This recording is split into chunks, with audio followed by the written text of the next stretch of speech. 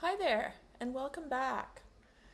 Today's blog is about my 14 discoveries in New Brunswick, or at least the first half of that blog. New Brunswick, it's the undiscovered middle child, gem of the family, causing no problems, getting no attention. If you mention New Brunswick to Ontarians, you invariably hear how they stayed in Edmunston en route to Halifax, Cape Breton, or PEI. You might hear about their experience on Moncton's magnetic hill, close as it is to the bridge to Charlottetown. And yes, I have done those things in the past, but not this time. This time, on a solo road trip to a co-op housing conference in Fredericton, I saw a tiny bit more of this province. And here are some highlights. Number 1, Grand Falls, or Grand Sault. It was lunchtime on my second day on the road, when an hour or so across the New Brunswick-Quebec provincial border, I passed by the exit to Grand Falls.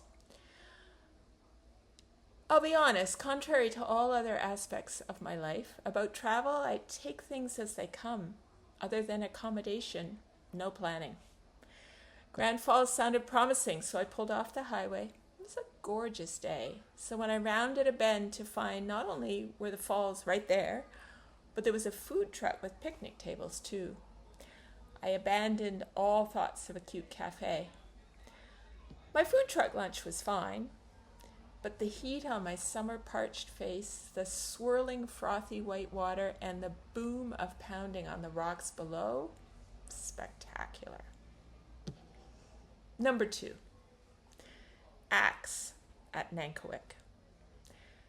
By mid-afternoon on the same day, I needed to refill the gas tank. Nankowick was billed as having the largest axe in the world. When I asked the gas station attendant about it, her mood brightened. Yes, she certainly agreed I should see the axe. Indeed, it is a big axe, and definitely the largest I've selfied beside. Number 3, Chipman Hill Sweets. I am very fond of the decadence of the restaurant meals that vacationing provides.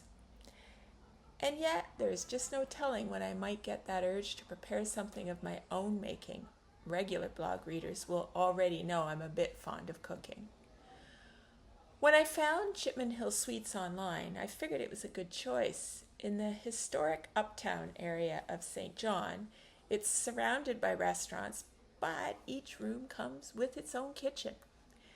Add to that, it's locally owned and operated, occupies a bunch of historic properties, is moderately priced, and has a proper key.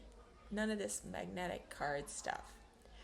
Booking it from my Friday through Monday retreat from real life was a no-brainer. Would return. Number 4, Writer's Bookstore, Market Square. The Chipman Hill Suites building where I stayed is near the Market Square, right on the harbor connecting to the Bay of Fundy. On my first evening, I headed down to enjoy an overpriced lobster roll with a glass of wine overlooking the harbor. The evening was still young and the weather great, so I took some time to explore the market. I found the Writer's Bookstore, where I had a great chat with the barista. Everything in the bookstore is locally written, the coffee locally roasted, and so on. But the bookstore's programming, that's what really captured my attention. Imagine my delight to learn they have a 2-hour silent writing session on Sunday mornings. Suddenly my weekend had a tiny bit of structure to build around.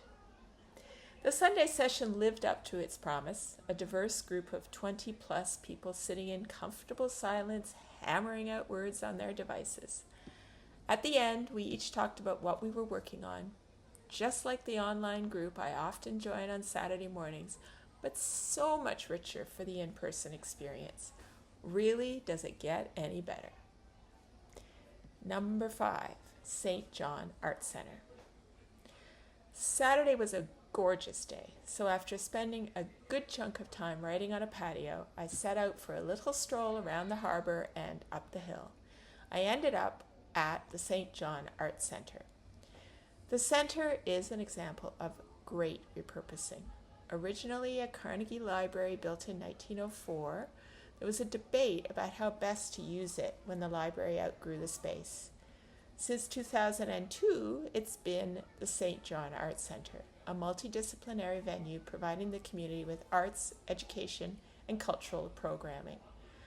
I had a long conversation with the woman at the desk and got the full scoop. I also learned I would be sharing the space that afternoon with a child's birthday party. How cool is that? So much better than the other birthday party options out there, in my opinion. The space itself has soaring vaulted ceilings and a stained glass skylight. The exhibits reflected local culture and featured maritime artists, including a show dedicated to Elbows Up, the Canadian rally cry, and a series of pieces about aging by textile artist Lee McLean called Do Not Go Gentle. I am so glad I happened upon this place. Number 6, food options. As it turns out, I did get some food from my room on Sunday dinner, but otherwise I enjoyed excellent meals in St. John. Highlights included Vito's Pizza, operating since 1972 and across the street from my suite. Brit's Pub, where I sat comfortably on a back patio eating eggs benny on fish cakes. An Irish pub lunch, which included a salad loaded with pickled things, my favorite, and doused liberally with English salad cream. And the same Irish pub for its eggs and everything else on a fried potato base breakfast, which I actually couldn't finish, which is very unusual. And finally, in today's post, number 7, St. Andrew by the Sea. Monday, I checked out of the Chipman Hill Suites and drove west to St. Andrew by the Sea, a small Fundy-side town designed, apparently, to pry dollars out of the pockets of tourists. I stood my ground mostly on that front, other than a tasty but costly plate of clam and chips. But I did take some time to write in a park, for free. There's nothing more conducive to productivity than sitting by water with no one around, under a canopy with a laptop in front of me. Unless maybe it's my own gazebo. Anyway, that's where I was for a bit.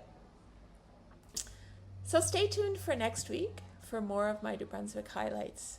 And think about going there sometime. It's great. You'll love it.